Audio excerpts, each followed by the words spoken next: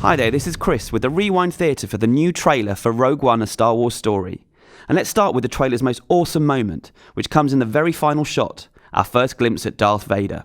It's only fleeting and is basically just the back of his head as he looks at some kind of rendering of the Death Star, but that breathing is unmistakable and may very well be bad news for our heroes. Those are TIE fighters in the background of this scene, but in the foreground we have some new ships in the shape of four-winged Imperial transports. The world is coming undone. Imperial flags reign. Now this doesn't look good. It's a Star Destroyer hovering over Jeddah, one of the new planets in Rogue One. Inspired by Mecca and Jerusalem, it's a deeply spiritual place, and director Gareth Edwards has teased that there's something very important in Jeddah that serves both the Jedi and the Empire. Could that be kyber crystals, the minerals that are used to power lightsabers and potentially the key resource in the building of the Death Star? We'll have to wait to see the movie to find out.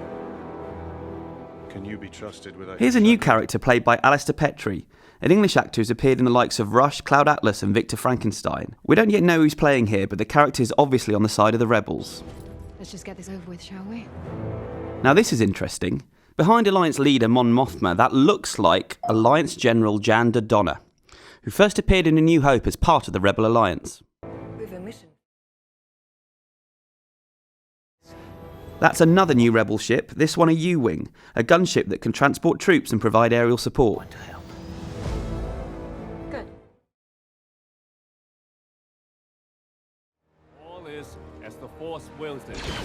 Now this is pretty cool. This is Chirrut Inway in action, a blind warrior who is clearly influenced by the Japanese legend of blind swordsman Zeitochi. Chirrut isn't a Jedi, but deeply believes in the power of the Force, as do many on Jeddah. And if he wasn't badass enough, that staff is also a blaster. The captain says you are afraid. New droid alert, K2SO is an Imperial droid, hence the insignia on his shoulder, but he's been reprogrammed by the rebels. He's voiced by Alan Tudyk, who says he's not all there, the droid being blunt and a little too honest at times, hence the darkly comic killing line and his grim forecast later in the trailer. That would be the Death Star moving, possibly headed to the rebel base on Yavin 4. There is a 97.6% chance of failure. Right, these are specialist stormtroopers, with black uniform rather than white, and called somewhat ominously, Death Troopers. They're the bodyguards and protectors of the film's villain, Director Krennic, and here they can be seen being deployed on another new planet, Scarif. He means well. This is Bodhi Rook, played by Riz Ahmed, an Imperial cargo pilot who we were told at Star Wars Celebration is just a normal Joe making a living under the Empire's rule. But something changes as at some point in the movie he joins up with the rebellion. Here we see the Imperial logo on Bodhi's shoulder, meaning that this scene either takes place before his conversion or when the rebels are in disguise.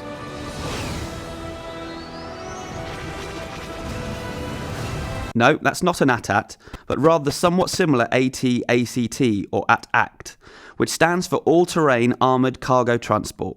It's larger in size and used to transport heavy building material and combat munitions. This is our chance to make a real difference. Here we get a good look at Saw Gerrera, played by Forrest Whitaker.